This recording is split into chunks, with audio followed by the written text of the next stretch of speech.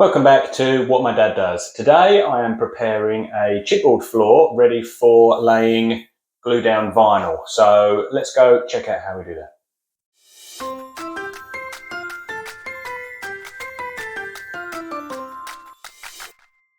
So the first thing I'm going to do is I'm going to prepare my chipboard floor. I'm going to give it a scrape.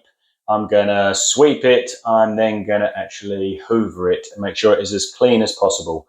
You don't want any nails or any screws that are holding that chipboard floor down sticking up.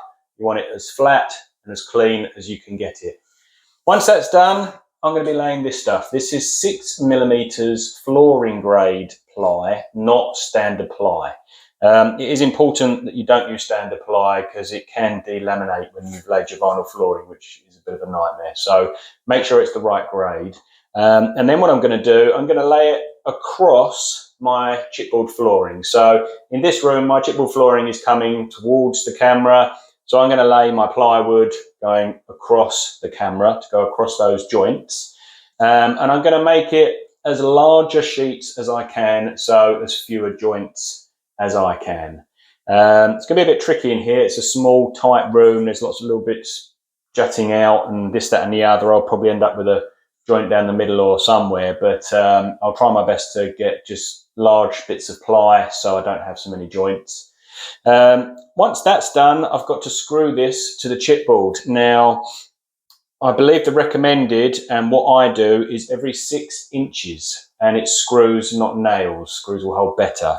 It is important that you do that. Don't sort of make them bigger gaps, because once this flooring's down, when the glue dries, it kind of pulls upwards as it dries. So essentially it's pulling this plywood away from the chipboard. So if you haven't screwed it enough, what it can do is sort of bend the chipboard and you'll walk over it and it will sort of bounce a bit. Obviously you don't want that, because once it's done, it's a nightmare to repair that. So just make sure you do every 6 inches. In a bathroom like this, which is basically about 3 meters squared, that's fine, that's not an issue. But I have done much larger rooms before, and that is a lot of screws, but it is well worth doing. The screws I use, by the way, I normally use 20mm countersink screws. The reason I only use 20mm is because I don't want to go through the chipboard, because I'm not sure where the pipes are, basically, and the last thing I want to do is screw through a pipe. So I just make sure it's basically all the way in the chipboard. Through here, it is only 6mm thick, so 20mm screw tends to sort of hold it fine. Once it's screwed down, and you do want countersink screws, you don't want any of these screws sticking up, you've got to fill the screw holes and cover the joints. Now, I do that with a product called Ardex Feather Finish. There are other products out there. I've always used Ardex as the one that was recommended to me, and I think it's a brilliant product. I don't bother using anything else, but I'm sure there are other very good products out there, but I can recommend the Ardex one. And basically I go all over the plywood area with it. It tends to seal the ply, and you want to basically feather your joints out. Once that's dry, and that dries very quick, you can rub it down. If you're going to rub it down because it needs a bit of rubbing down, then you must hoover that dust up, get rid of every bit of dust. Essentially, this surface you're going to lay the vinyl planks on wants to be as flat and as smooth as you can possibly get it. What tends to happen with vinyl over time is any little holes or any little bumps, it will sort of mold itself over or into.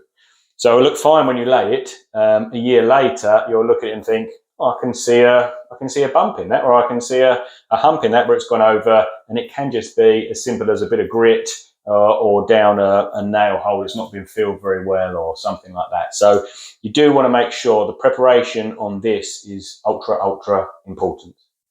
So I'm going to go ahead and I'll lay this, and I'll come back and show you, and then I'll get on with the Ardexing. And so there we go, that's the 6mm ply cut and put down. Unfortunately, I did have to cut it down the middle here. I did it in one sheet and I just could not get it in, so I had to cut it down to get both sides in. A couple of things to say about this. Firstly, you don't want it tight to all the edges. You need something there for a bit of expansion. The second thing is as well, where I've gone around the door there, with the architrave and possibly the doorstop, I cut that away so my plywood and my vinyl flooring will go under that. Personally, I don't like to cut the actual door lining itself. I believe it's recommended to cut that so it can go right the way out under everything. But for me, that is a structural thing. It's taking the weight of a door. I like the fact it's sitting on the floor. So I don't tend to cut that, but I do cut the architrave and the doorstop just so it will slide under. It gets a better finish than trying to cut it all round the architrave and stuff. Right, so I'm going to go ahead and screw this down.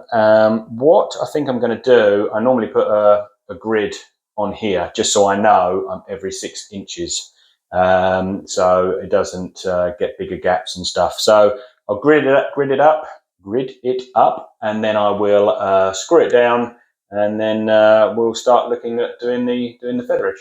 So that's it, that's screwed down. I don't know if you can see the screws in here, but they are literally every 6 inches. I think this is about 3 meters squared, and I've used about 175 screws. So you're going to go through a lot of screws. Don't run out, it's just a pain, you have to go and get them and it takes time. But the next bit, I just wanted to show you quickly, I've got one of these rubbing stones, and when you put the screws in, you just get a little bit of splintering around the plywood. And I just very, very lightly just take any of that off, only simply because once I've done my Ardex, I don't want loads of bits of plywood sticking up through it. I want it to be basically a finished surface. So I just take these little burrs off, do it very, very lightly. You can use a little scraper or something like that, but just get rid of the little splinters of the plywood, hoover it off, and then we can do the Ardex. So I'll do that and I'll come back when I'm mixing up. So there we are, I've rubbed that down, I've hoovered up, got rid of all the little burrs and the little splinters and stuff. Now I'm going to mix the Ardex. It's worth noting this stuff goes off in about 15 minutes.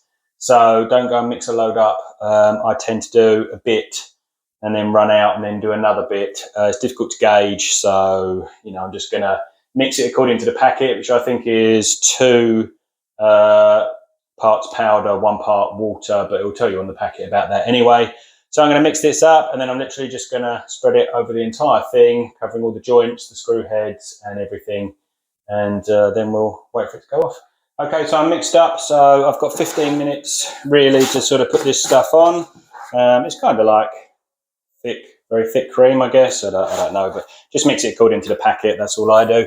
And I say I'm going to cover it over everything is what I'm going to do, and I'm going to put it on with a trowel. Very, very thin layer, covering all the screw heads, making sure everything's covered, because this is also sealing our plywood as well as anything else, okay? So all the gaps and everything.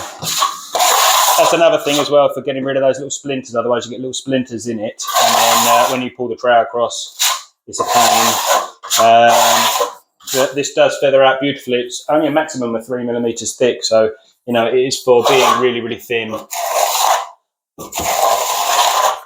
So I'm going to go and cover this, work my way out the room, and then I will come back and show you what's what. Okay, so that stuff has dried. Unfortunately, when I was using the trowel, I was still getting tiny little bits of ply in it that were coming off and scratching through it and stuff, which is really annoying. But I am going to lightly rub it down using my stone here, just very lightly, just to go over it, to get rid of any little bumps and anything like that. And then I'm going to hoover it off. So